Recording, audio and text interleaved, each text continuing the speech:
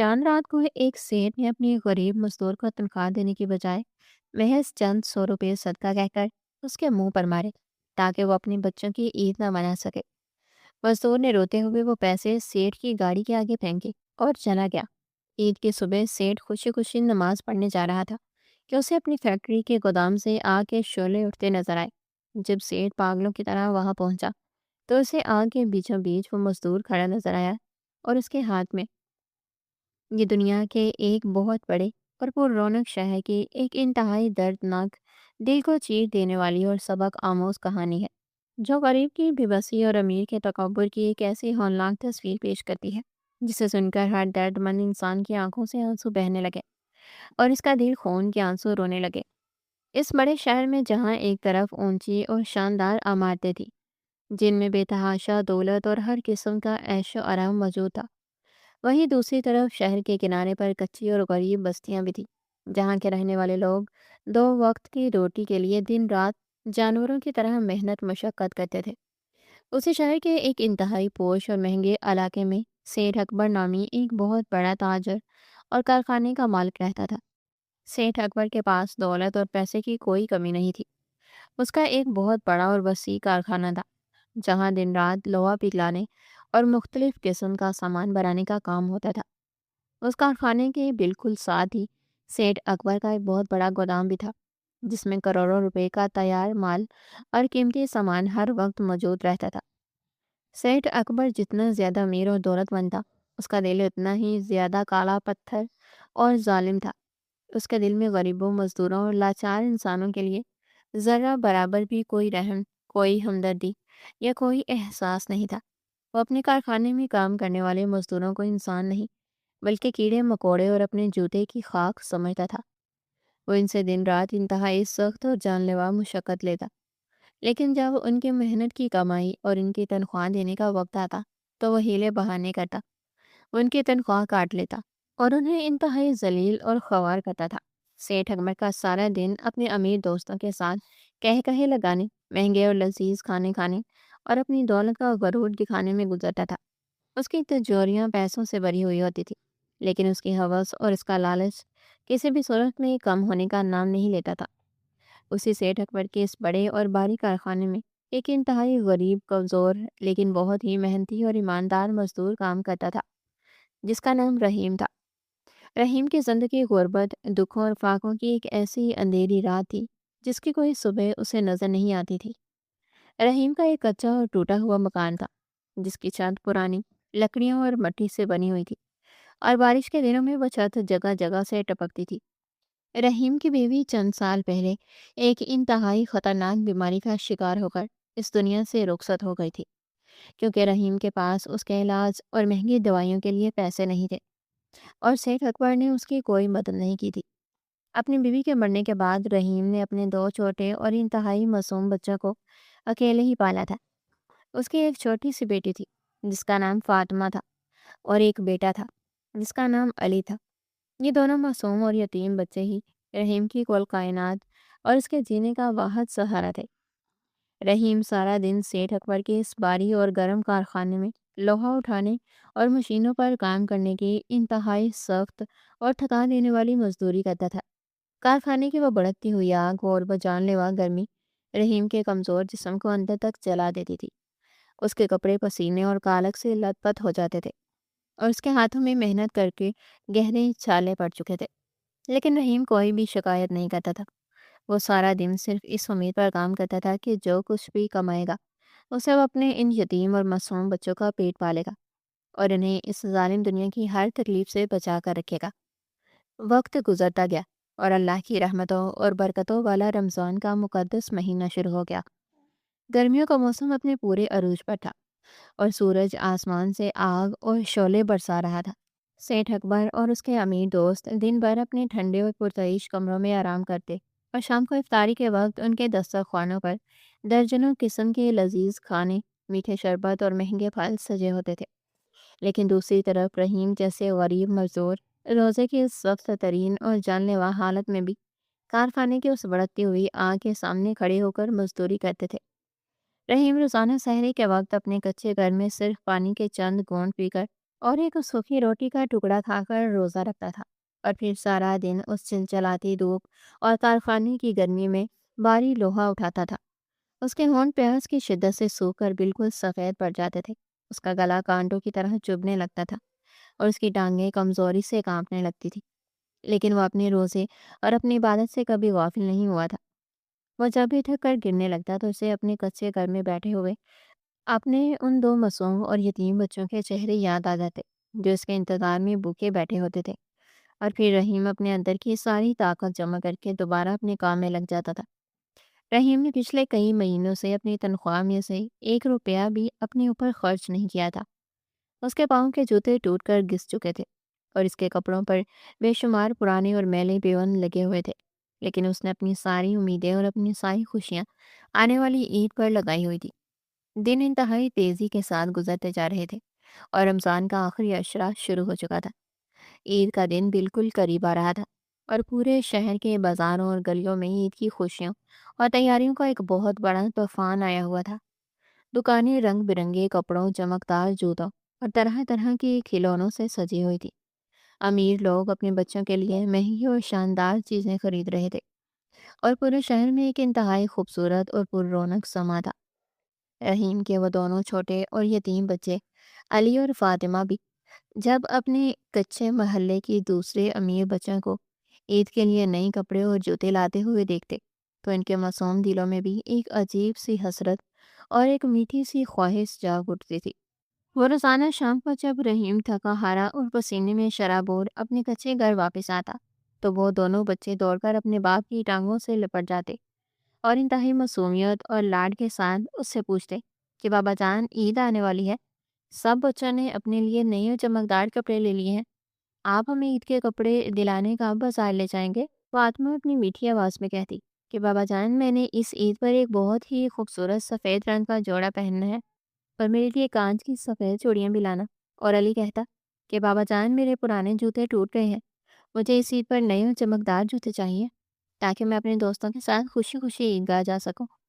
अपने इन यतीम और मासूम बच्चों के मुंह से ईद की ये छोटी छोटी और प्यारी फरमाइशें सुनकर रहीम का दिल मोहब्बत और दर्द के मिले जुले जज्बात से भर जाता था। वह इनके माथे चूमता, उन्हें अपने सीने से लगाता और इंतहाई प्यार और यकीन के साथ उनसे कहता कि मेरे प्यारे बच्चों, तुम बिल्कुल परेशान मत हो। तुम्हारा बाबा इस बार चांद रात को अपनी पूरी तनख्वाह और ईद का बोनस लेकर आएगा और हम चांद रात को ही बाजार जाएंगे। मैं अपनी शहजादी के लिए सबसे खूबसूरत सफ़ेद जोड़ा और चूड़ियाँ लाऊंगा और अपने शेर बेटे के लिए नए और चमकदार जूते खरीदूंगा। तुम दोनों बस खुश रहो और ईद का इंतज़ार करो। रहीम के ये झूठे वादे नहीं थे, बल्कि ये उसकी वो सच्ची उम्मीदें थी जो उसने सेठ अकबर से मिलने वाली अपनी उस तनख्वाह पर लगाई हुई थी, जो सेठ अकबर ने पिछले 2 महीनों से रोकी हुई थी। रहीम ने रमज़ान के इस पूरे महीने में कारखाने में रात दिन डबल ड्यूटी की थी। उसने अपनी नींद और अपना आराम कुर्बान करके अजाफी काम किया था, ताकि उसे ईद पर कुछ ज़्यादा पैसे मिल सके और वो अपने बच्चों की हर छोटी बड़ी ख्वाहिश पूरी कर सके। वो कारखाने में लोहा पीटते हुए अपने दिल में हिसाब लगाता रहता कि कितने पैसों के कपड़े आएंगे, कितने के जूते और कितने पैसों से वो अपने बच्चों के लिए मीठी सवैयाँ और मिठाई खरीदेगा। आखिरकार वो तवील और सब्र आजमा इंतज़ार ख़त्म हुआ और वह दिन आ गया जिसका पूरे शहर को और रहीम के इन मासूम बच्चों को बेसब्री से इंतज़ार था, यानी चांद रात का दिन। उस दिन पूरे शहर में एक अजीब सी गहमा गहमी और बेपनाह खुशी का आलम था। दोपहर के वक्त आसमान पर बादल छाए हुए थे, लेकिन लोगों के दिलों में ईद की खुशियां चमक रही थी। रहीम ने उस दिन भी कारखाने में सबसे ज़्यादा और इंतहाई सख्त मेहनत वाला काम किया था। उसके कपड़े पसीने और कालक से पूरी तरह भीगे हुए थे और उसका जिस्म थकावट से टूट रहा था, लेकिन उसके चेहरे पर एक अजीब सी खुशी और एक सच्ची मुस्कुराहट थी, क्योंकि आज उसे अपनी वो मेहनत की कमाई और वह तनख्वाह मिलने वाली थी जिससे उसने अपने बच्चों की ईद की खुशियां खरीदनी थी। शाम का वक्त हो चुका था और कारखाने का काम खत्म होने वाला था। तमाम मजदूर अपने अपने काम समेट रहे थे और रहीम का दिल इंतहाई तेजी से धड़क रहा था। वो सोच रहा था कि बस कुछ ही देर में वो सेठ अकबर के दफ्तर में जाएगा, अपनी हलाल की कमाई अपने हाथों में लेगा और सीधा बाजार जाकर अपने बच्चों के लिए कपड़े और नए जूते खरीदेगा। दूसरी तरफ कारखाने के इस बड़े और पुरतइश दफ्तर में सेठ अकबर अपनी इंतहाई नर्म और आरामदेह कुर्सी पर बैठा हुआ था। उसका दफ्तर मुकम्मल तौर पर ठंडा था और फर्श पर इंतहाई महंगे और नरम कालीन बिछे हुए थे। सेठ अकबर के सामने उसकी बड़ी और भारी मेज़ पर हजारों और लाखों रुपए के नए कड़कड़ाते हुए नोटों की गड्डियां पड़ी हुई थी, और वो अपने कुछ अमीर और जालिम दोस्तों के साथ बैठा कहका ही लगा रहा था और अपनी इस बेतहाशा दौलत का हिसाब कर रहा था, जो उसने इन गरीब मजदूरों का खून चूस कर कमाई थी। सेठ अकबर ने आज ईद के लिए अपने दोस्तों को एक इंतहाई शानदार और महंगी दावत पर बुलाया हुआ था, और वह उन रुपयों की गड्डियों को गिनते हुए अपने तकब्बुर और गुरूर के नशे में मुकम्मल तौर पर अंधा हो चुका था। इसी दौरान सूरज गरूब हो गया और शहर की तमाम मस्जिदों से ये ऐलान होने लगा कि ईद का चांद नजर आ गया है और कल ईद उल फितर मनाई जाएगी। ये ऐलान सुनते ही पूरे शहर में और बाजारों में खुशियों का एक ज़बरदस्त तूफान आ गया। बच्चे गलियों में निकलकर शोर मचाने लगे। औरतें चूड़ियां और मेहंदी खरीदने के लिए बाजारों की तरफ भागने लगी और हर तरफ एक जश्न का सामान पैदा हो गया। रहीम के वो दोनों यतीम और मासूम बच्चे भी अपने कच्चे और अंधेरे घर के उस टूटे हुए दरवाजे पर खड़े हो गए, इंतहाई बेसब्री और खुशी के साथ अपने बाप के आने का इंतजार कर रहे थे। उन्होंने अपने छोटे छोटे हाथों से अपने पुराने और मैले कपड़ों को झाड़ा हुआ था, और उनकी नजरें गली के उस मोड़ पर लगी हुई थी जहाँ से उनके बाप ने आना था। वो आपस में खुशी से बातें कर रहे थे कि आज तो बाबा जान हमारे लिए नए कपड़े लाएंगे और हम कल सुबह वो कपड़े पहनकर सबसे ज़्यादा अच्छे लगेंगे। उनकी वो मासूम आंखें उम्मीदों और खुशियों के ख्वाबों से पूरी तरह भरी हुई थी। रहीम ने जब चांद रात का ऐलान सुना तो उसने जल्दी से अपने हाथ मुंह धोए, अपनी कमीज़ की आस्तीनों को नीचे किया और इंतहाई अदब और एहतराम के साथ सेठ अकबर के उस शानदार और बड़े दफ्तर की तरफ चल पड़ा। उसके कदम थकावट की वजह से भारी थे, लेकिन उसके दिल में अपने बच्चों के वो मुस्कुराते हुए चेहरे बसे हुए थे, जैसे ताकत दे रहे थे। वह दफ्तर के दरवाजे पर पहुंचा और उसने इंतहाई आहिस्तगी के साथ दरवाज़ा खटखटाया। अंदर से सेठ अकबर की इंतहाई गर्जदार और मगरूर आवाज़ आई कि अंदर आ जाओ। रहीम डरते डरते और इंतहाई आजिज़ी के साथ उस बड़े दफ्तर में दाखिल हुआ। उसने देखा कि सेठ अकबर अपनी कुर्सी पर बैठा हुआ है और इसके सामने पैसों का एक बहुत बड़ा ढेर लगा हुआ है। रहीम ने अपने दोनों हाथ इंतहाई अदब से बांधे और अपना सर झुकाकर सेठ अकबर के सामने खड़ा हो गया। सेठ अकबर ने अपनी उन जालिम और हकारत भरी नजरों से रहीम के उन पुराने और पसीने से भीगे हुए कपड़ों को देखा और इंतहाई सख्त और गुस्से से भरी हुई आवाज में पूछा कि क्या बात है रहीम, तुम इस वक्त यहाँ पर क्या कर रहे हो? क्या तुम्हें मालूम नहीं कि मेरा काम का वक्त खत्म हो चुका है और मैं अपने दोस्तों के साथ बैठा हूँ? रहीम ने अपने सूखे हुए होंठों पर जुबान फेरी और इंतहाई लरसती हुई, कामती हुई और दर्द भरी आवाज में सेठ अकबर से मुखातिब होकर बोला कि सेठ साहब, अल्लाह आपको सलामत रखे और आपकी दौलत में और बरकत दे। सेठ साहब, चांद रात हो चुकी है और कल ईद का मुबारक दिन है। मेरे वो छोटे छोटे और यतीम बच्चे घर के दरवाजे पर बैठे मेरा और अपनी ईद की खुशियों का बेसब्री से इंतज़ार कर रहे हैं। मैंने रमज़ान के उस पूरे महीने में दिन रात एक करके आपके कारखाने में डबल ड्यूटी की है और अपना खून पसीना बहाया है। सेठ साहब, अगर आप मुझे मेरी पिछले 2 महीनों की रुकी हुई तनख्वाह और वो मेरे ओवर टाइम के पैसे दे दें, तो मैं बाजार जाकर अपने इन यतीम बच्चों के लिए ईद के कुछ कपड़े और मिठाई खरीद लूँ। वो मासूम बच्चे मुझसे सफ़ेद जोड़े और जूतों की जिद कर रहे हैं। आपकी बहुत मेहरबानी होगी अगर आप मुझे मेरा वो मेहनत का और हलाल का हक दे दें। रहीम की ये इंतहाई दर्दनाक, लाचार और गरीबी से भरी हुई फरियाद सुनकर वहां बैठे हुए किसी भी इंसान के दिल में रहम आ जाना चाहिए था। लेकिन सेठ अकबर का दिल तो इंसान का था ही नहीं। वो तो एक बेहिस और जालिम दरिंदा था, जिसे गरीबों के आंसुओं और इनकी मजबूरियों से कोई फर्क नहीं पड़ता था। सेठ अकबर ने रहीम की ये बात सुनकर एक इंतहाई जालमाना, शैतानी और तहकीर आमेज कहकहा लगाया, जो इस दफ्तर की दीवारों से टकराकर वापस आया। सेठ अकबर ने अपनी मेज़ पर पड़े हुए इन लाखों रुपयों की तरफ इशारा करते हुए इंतहाई गरूर और तकब्बुर से भरी हुई आवाज़ में कहा कि ए गरीब और 2 कौड़ी के मजदूर, तेरी ये जुर्रत कि तुम मेरे सामने खड़ा होकर पैसों का मुतालबा कर रहा है? तू क्या समझता है कि ये मेरी सारी दौलत तेरे जैसे उन गंदे और गलीज मजदूरों के लिए रखी है? तूने जो काम किया है, इसमें तूने कई बार गलतियां की हैं। तूने मेरी मशीन का नुकसान किया है और तू मुझसे अपनी पूरी तनख्वाह मांगने आ गया है। रहीम ने ये सुना तो उसके पैरों तले से जमीन खिसक गई, उसकी आंखों में आंसू आ गए और वो रोते हुए आगे बढ़कर सेठ अकबर के सामने गिड़गिड़ाने लगा اس نے ہاتھ جوڑ کر کہا کہ نہیں سیठ صاحب، میں نے کوئی نقصان نہیں کیا۔ میں نے تو روزہ کی حالت میں بھی پوری ایمانداری اور محنت سے کام کیا ہے۔ خدارا مجھ پر ظلم نہ کرے، میرے ان چھوٹے اور یتیم بچوں کی عید خراب نہ کرے۔ ان کے پاس پہننے کے لیے پرانے اور پھٹے ہوئے کپڑے ہیں۔ وہ کل عید کے دن محلے کے دوسرے بچوں کو دیکھ کر روئیں گے اور میں ان کا وہ رونا برداشت نہیں کر سکوں گا۔ آپ میرے پیسے دے دیں، میں ساری زندگی آپ کا غلام بن کر رہوں گا۔ رحیم کے وہ گرم آنسو اس کی داڑھی پر گر رہے تھے اور وہ اپنی غریبی اور اپنی بے بسی پر داڑھی مار مار کر رو رہا تھا۔ لیکن اس کے ان آنسوؤں کا سیٹھ اکبر کے اس کالے اور پتھر دل پر کوئی اثر نہیں ہوا۔ سیٹھ اکبر کو رحیم کا اس طرح اس کے دوستوں کے سامنے رونا اور پیسے مانگنا انتہائی برا لگ رہا تھا اور اسے اپنی توہین محسوس ہو رہی تھی۔ اس کا غصہ اور اس کا تکبر اپنے عروج پر پہنچ گیا۔ اس نے سوچا کہ وہ اس غریب مزدور کو ایسے عبرتناک اور ذلت بھری سزا دے گا کہ وہ ساری زندگی عید کی خوشی کا نام لینا بھول جائے گا۔ سیٹھ اکبر انتہائی غصے اور وحشت کے ساتھ اپنی کرسی سے اٹھا۔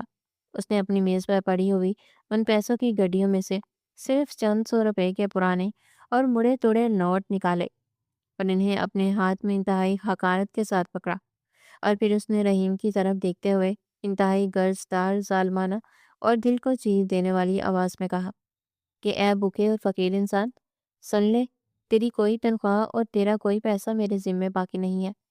تو نے جو میرا نقصان کیا تھا، اس کے بدلے میں نے تیری وہ ساری تنخواہ اور تیرا وہ سارا اوور ٹائم کاٹ لیا ہے۔ اب تجھے میرے اس کارخانے سے تیری محنت کا 1 روپیہ بھی نہیں ملے گا۔ لیکن میں ایک بہت بڑا اور سخی انسان ہوں۔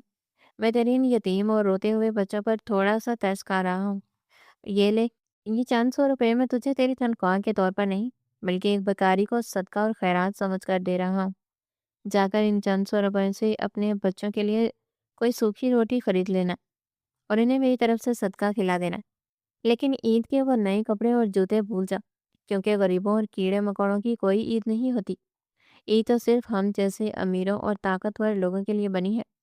یہ انتہائی زہریلے، ظالمانہ اور روح کو فنا کر دینے والے الفاظ کہتے ہوئے سیٹھ اکبر نے وہ صدقے کے چند 100 روپے انتہائی بے دردی، صفاقی اور تکبر کے ساتھ رحیم کے اس روتے ہوئے اور پسینے سے بھیگے ہوئے منہ پر اتنے زور سے مارے کہ وہ نوٹ رحیم کے چہرے سے ٹکرا کر اس دفتر کے فرش پر بکھر گئے۔ سیٹھ اکبر نے یہ سب کچھ جان بوجھ کر اور انتہائی غلیظ نیت کے ساتھ کیا تھا تاکہ وہ اس غریب باپ کی عزت نفس کو مکمل طور پر کچل دے اور اسے اس قدر ذلیل کرے کہ وہ اپنے بچوں کی وہ عید اور ان کی وہ خوشیاں کسی بھی صورت میں نہ منا سکے۔ سیٹھ اکبر کے ان امیر اور ظالم دوستوں نے جب ایک غریب مزدور کی اس قدر ہولناک اور دل چیر دینے والی ذلت اور بے عزتی دیکھی تو انہوں نے بھی سیٹھ اکبر کے ساتھ مل کر انتہائی اونچی آواز میں شیطانی کہکہے لگانا شروع کر دیے۔ ان کے وہ ظالمانہ کہکہے اور ان کی وہ ہنسی رحیم کے دل اور اس کے دماغ پر کسی تیز اور زہریلے خنجر کی طرح وار کر رہی تھی۔ رحیم کا سارا جسم ایک سوکھے پتے کی طرح شدت سے کانپ رہا تھا اور اس کی آنکھوں سے بہنے والے وہ گرم اور بے بس آنسو مسلسل اس کی کالی اور خاک آلود داڑھی کو بھگو رہے تھے۔ اسے ایسا محسوس ہو رہا تھا جیسے آسمان ٹوٹ کر اس کے سر پر گر گیا ہو اور اس کے پیروں تلے سے وہ زمین مکمل طور پر کھسک گئی ہو جس پر وہ کھڑا تھا۔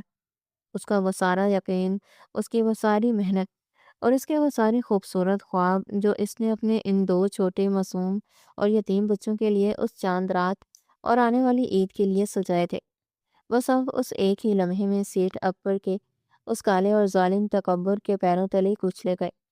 رحیم کو اپنے غریب ہونے پر اور اپنی اس لاچاری پر اس قدر شدید رونا آ رہا تھا کہ اس کا دل چاہ رہا تھا کہ وہ زمین پھٹے اور وہ اس کے اندر دفن ہو جائے، لیکن اس کے اندر اتنی ہمت نہیں تھی کہ وہ سیٹھ اکبر کو کوئی جواب دے سکتا یا اس سے لڑ سکتا، کیونکہ وہ جانتا تھا کہ غریب کی کوئی آواز نہیں ہوتی اور امیر کا پیسہ ہر قانون اور ہر انصاف سے بہت بڑا ہوتا ہے۔ رحیم نے انتہائی مجبوری اور دکھ کے ساتھ اپنے ان کامتے ہوئے اور چھالوں سے بھرے ہوئے ہاتھوں کو آگے بڑھایا اور اپنے گھٹنوں کے بل اس دفتر کے قالین پر جھک کر ان بکھری ہوئی چند 100 روپوں کو ایک ایک کر کے اکٹھا کرنا شروع کر دیا جو سیٹھ اکبر نے اسے صدقے اور خیرات کے طور پر مارے تھے۔ رحیم جب وہ پیسے فرش سے اٹھا رہا تھا تو سیٹھ اکبر اور اس کے دوست مسلسل اس پر طنز کر رہے تھے اور اسے بیکار کہہ کر پکار رہے تھے۔ رحیم نے وہ پیسے اپنی مٹھی میں انتہائی زور سے دبائے۔ اس نے اپنا سر جھکایا اور بغیر کوئی لفظ بولے اور بغیر کوئی بد دعا دیے انتہائی بوجھل قدموں کے ساتھ اس دفتر کے اس باری دروازے سے باہر نکل آیا۔ کارخانے کے باہر رات کا اندھیرا چھا چکا تھا، لیکن پورے شہر میں چاند رات کی وجہ سے انتہائی تیز اور چمکدار روشنیاں پھیلی ہوئی تھی۔ رحیم کارخانے کے اس بڑے اور لوہے کے دروازے سے باہر اس چوڑی اور وسیع سڑک پر آ گیا۔ اس کے قدموں میں اتنی جان نہیں تھی کہ وہ اپنے جسم کا بوجھ اٹھا سکے۔ وہ سڑک کے کنارے دیوانوں اور پاگلوں کی طرح چل رہا تھا۔ اس کے دماغ میں ہزاروں قسم کے خیالات آندھی اور طوفان کی طرح چل رہے تھے۔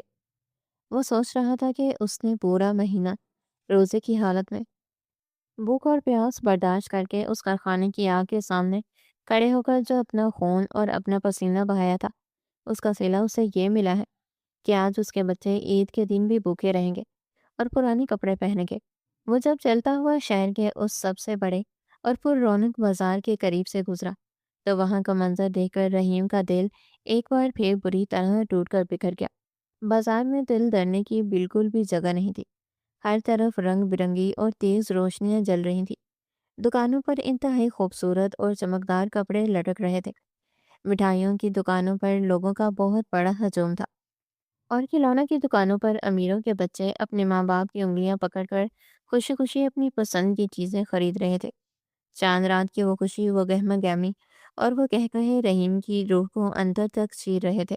اسے وہ دکان نظر آئی جہاں باہر شیشے میں ایک انتہائی خوبصورت اور چمکدار سرخ رنگ کا لڑکیوں کا جوڑا لٹک رہا تھا۔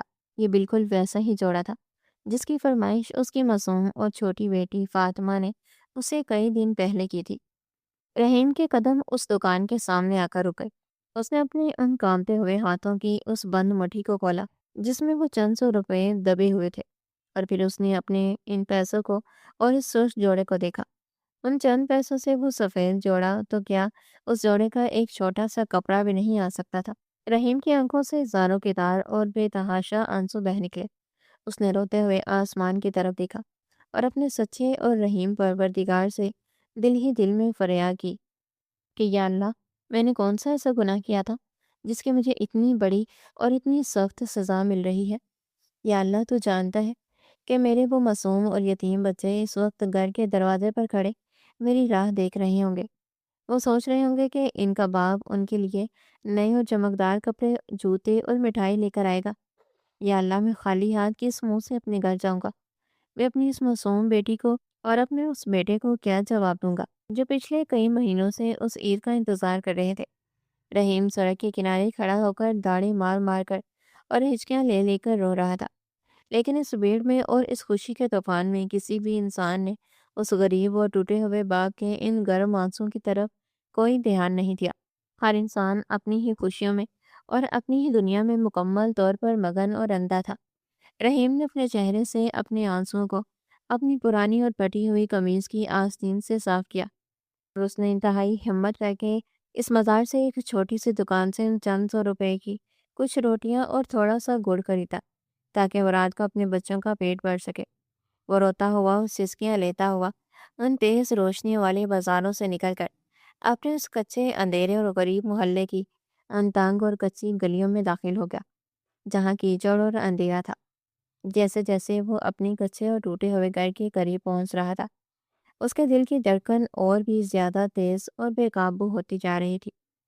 اس کے ہاتھ اور اس کے پاؤں سردی اور ڈر کی وجہ سے کانپ رہے تھے۔ آخرکار وہ اپنے اس پرانے اور لکڑی کے ٹوٹے ہوئے دروازے کے بالکل سامنے پہنچ گیا، اور جیسا اس نے سوچا تھا بالکل ویسا ہی ہوا۔ اس کے وہ دونوں معصوم اور یتیم بچے علی اور فاطمہ اس اندھیرے میں دروازے کی اس ٹوٹی ہوئی چوکھٹ پر بیٹھے انتہائی بے صبری اور بے پناہ خوشی کے ساتھ اپنے باپ کا انتظار کر رہے تھے۔ جیسے ہی انہوں نے اپنے باپ کو اس اندھیری گلی سے آتے ہوئے دیکھا تو وہ دونوں خوشی سے چیختے ہوئے اور اچھلتے ہوئے بھاگ کر اپنے باپ کی ٹانگوں سے لپٹ گئے۔ ان کی ان چھوٹی اور معصوم آنکھوں میں عید کی خوشیوں کی اور ان نئے کپڑوں کی ایک ایسی سچی چمک تھی جو اس کالی رات میں بھی ستاروں کی طرح چمک رہی تھی۔ فاطمہ نے رحیم کا ہاتھ پکڑ کر اسے جھنجھوڑا اور اپنی انتہائی میٹھی اور پیاری سی آواز میں چہکتے ہوئے بولی کہ بابا جان، آپ آ گئے؟ ہم کب سے آپ کا انتظار کر رہے تھے۔ بابا جان، جلدی سے بتائیں کہ میرا وہ خوبصورت سفید جوڑا اور وہ میری کانچ کی سفید چوڑیاں کہاں ہیں؟ کیا آپ انہیں کسی تھیلے میں چھپا کر لائے ہیں؟ और अली ने भी रहीम की कमीज को पकड़ कर खींचते हुए कहा कि बाबा जान, मेरे वो नए और चमकदार जूते मुझे जल्दी से दे दे। मैंने वो जूते पहनकर अभी अपने दोस्तों को दिखाने जाना है। अपने इन फूल जैसे मासूम और यतीम बच्चों के मुंह से खुशी से भरी हुई ये मासूम बातें सुनकर रहीम का दिल उसके सीने के अंदर ही एक जोरदार धमाके के साथ फट गया। उसे ऐसा लगा जैसे किसी ने उसकी गर्दन पर एक इंतहाई तेज और जहरीली तलवार चला दी हो।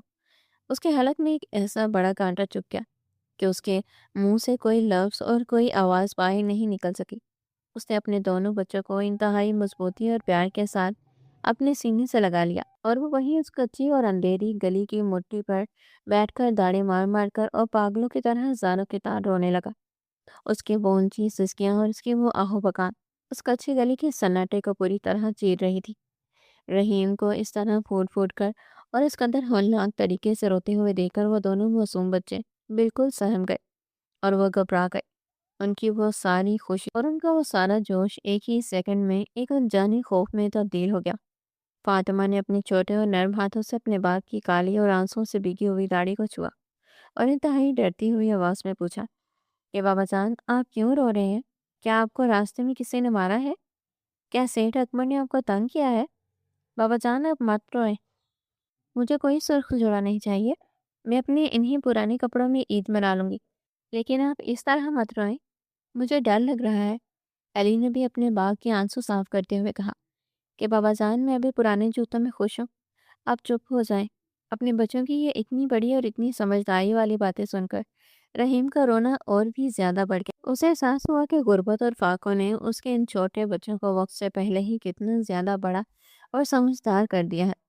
रहीम ने अपने आंसुओं पर काबू पाने की इंतहाई मुश्किल और नाकाम कोशिश करते हुए अपने बच्चों के माथे को बार बार चूमा और इंतहाई कांपती हुई और दर्दनाक आवाज में उनसे झूठ बोलते हुए कहा कि नहीं मेरे प्यारे बच्चों, तुम्हारे बाप को किसी ने नहीं मारा। मैं तो इसलिए रो रहा हूँ कि आज बाजार में बहुत ज्यादा रश था और दुकानें जल्दी बंद हो गई थी, इसलिए मैं तुम्हारे वो कपड़े और जूते नहीं ला सका।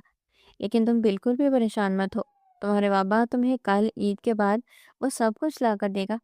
रहीम जानता था कि वो झूठ बोल रहा है और उसके पास ईद के बाद भी कोई पैसे नहीं आने वाले। लेकिन वो अपने बच्चों की उस रात की खुशी को एकदम से ख़त्म नहीं करना चाहता था।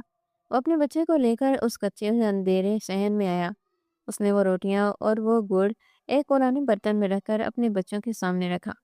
उन बच्चों ने कोई जिद नहीं की और इंतहाई सब्र और शुक्र के साथ वो रोटी पानी के साथ खा ली और फिर वो अपनी उस पुरानी और टूटी हुई चारपाई पर एक दूसरे के साथ लिपट कर सो गए।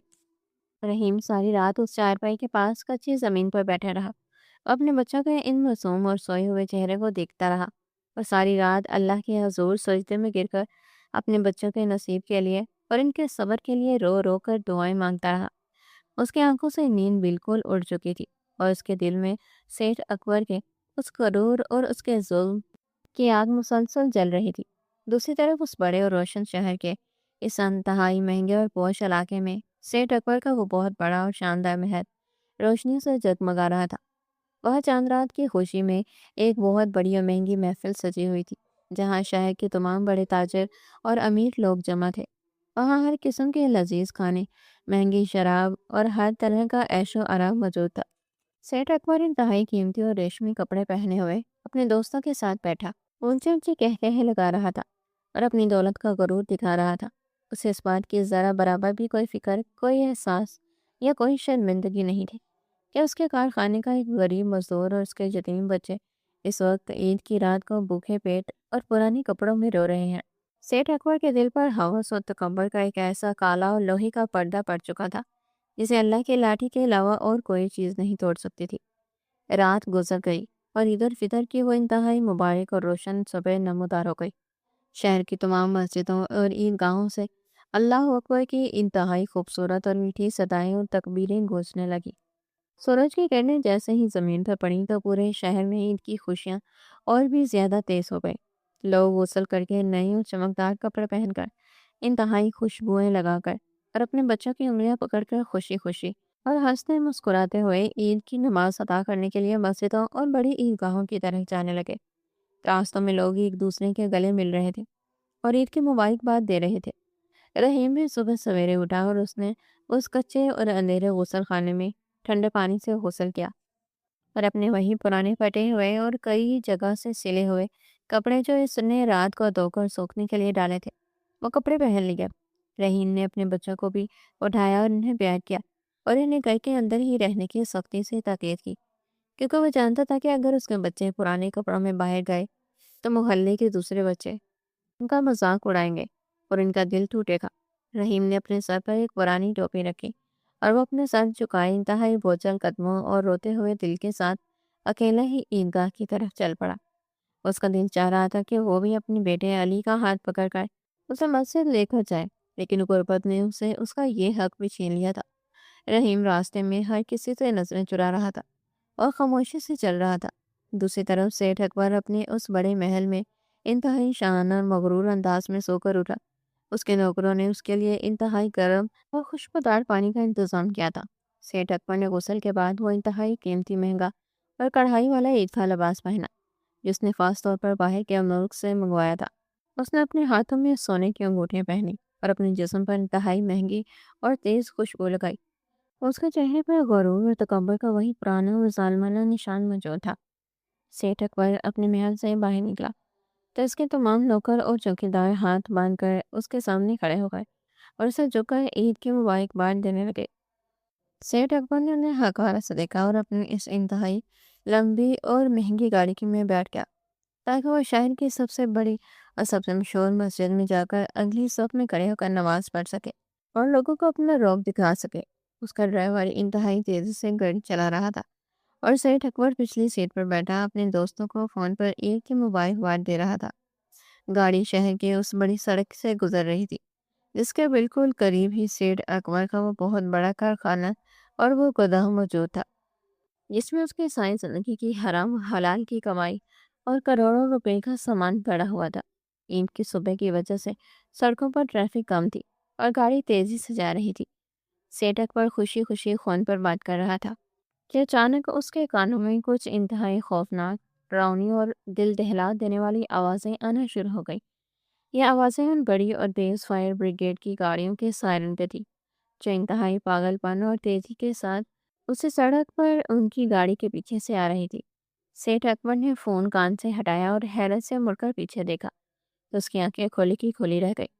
شہر کے آسمان کا وہ حصہ جہاں اس کا کارخانہ اور گودام تھا، وہ حصہ مکمل طور پر ایک انتہائی کالے گہرے اور خوفناک دھوئیں کے بادلوں سے ڈھک چکا تھا، اور اس کالے دھوئیں کے بالکل بیچوں بیچ انتہائی اونچے بھیانک اور قیامت خیز آنکھ کے سرخ شعلے آسمان کی طرف لپک رہے تھے۔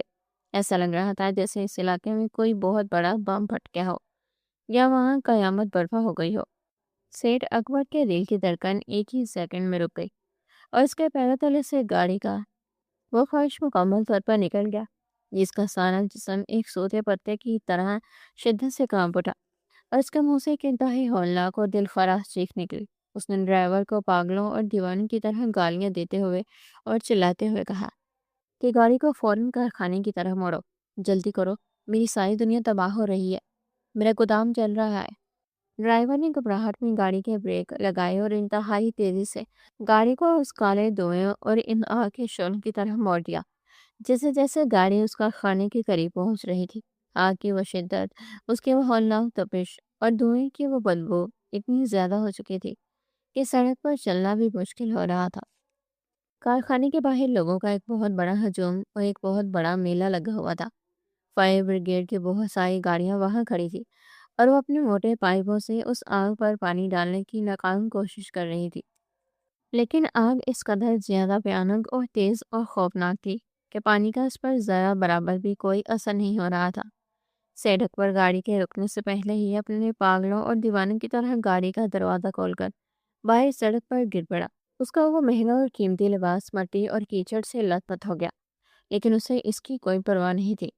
وہ داڑھی مار مار کر روتا ہوا، چلاتا ہوا اور اپنے سر کے بالوں کو نوچتا ہوا اس ہجوم کو چیرتا ہوا اپنے اس کارخانے کے بالکل بڑے اور دروازے کے سامنے پہنچ گیا۔ وہاں کا ہولناک منظر دیکھ کر سیٹھ اکبر کی روح اس کے جسم میں مکمل طور پر پرواز کر گئی۔ اس کا وہ سارا غرور، وہ سارا تکبر اور اس کی وہ فرعونیت ایک ہی سیکنڈ میں جل کر مکمل راکھ بن گئی۔ क्योंकि उसकी आंखों के सामने उसका वो करोड़ों रुपए का बड़ा और शानदार गोदाम मुकम्मल तौर पर आग की लपेट में था। गोदाम की वो बड़ी और लोहे की छत आग की शिद्दत से पिघल कर नीचे गिर चुकी थी, और अंदर पड़ा हुआ वो सारा कीमती माल, वो सारा लोहा और वह सारी दौलत एक जहन्नम जैसी आग में जल रही थी। सेठ अकबर जमीन पर घुटनों के बल गिर पड़ा, और उसने दोनों हाथों से अपना चेहरा पीटना शुरू कर दिया। वो रो रो कर और सिसकियां ले लेकर अपने उन अमीर दोस्तों को पुकार रहा था, जिनके साथ उसने रात को महफिल सजाई थी। लेकिन उसका कोई भी वो नाम निहाद और झूठा दोस्त उस आग के करीब और उस बुरे वक्त में उसकी मदद के लिए वहां मौजूद नहीं था। हर कोई अपनी जान बचाने के लिए उस आग के शोलों से बहुत दूर खड़ा तमाशा देख रहा था। सेठ अकबर का दिमाग मुकम्मल तौर पर सोनो मफलूज हो चुका था। उसे समझ नहीं आ रहा था कि वो क्या करे। वो मरने के लिए उस आग की तरफ भागने लगा, लेकिन कुछ लोगों ने उसे जबरदस्ती पकड़ लिया और उसे पीछे की तरफ खींचा।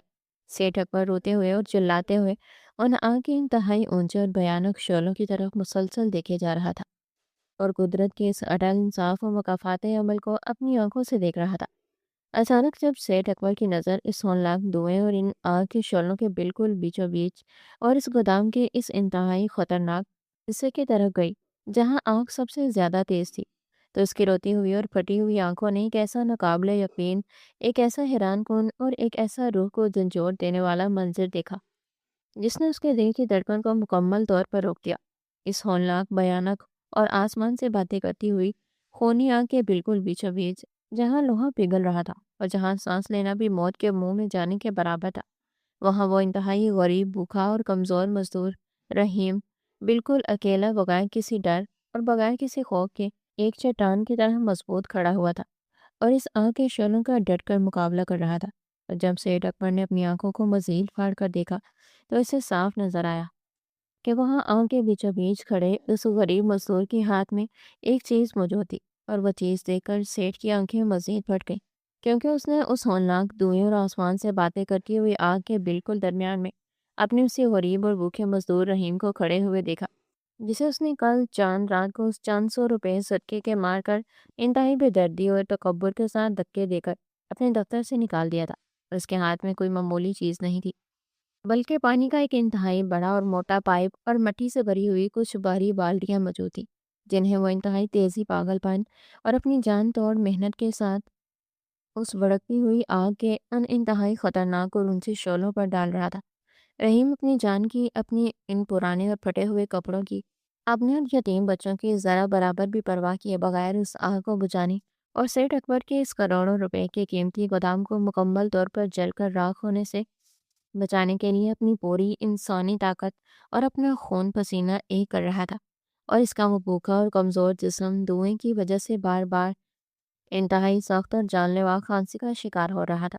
लेकिन उसने वो पानी का भारी पाइप और वो मिट्टी की बाल्टियां अपने उन जले हुए हाथों से एक लम्हे के लिए भी नहीं नीचे गिरने दी।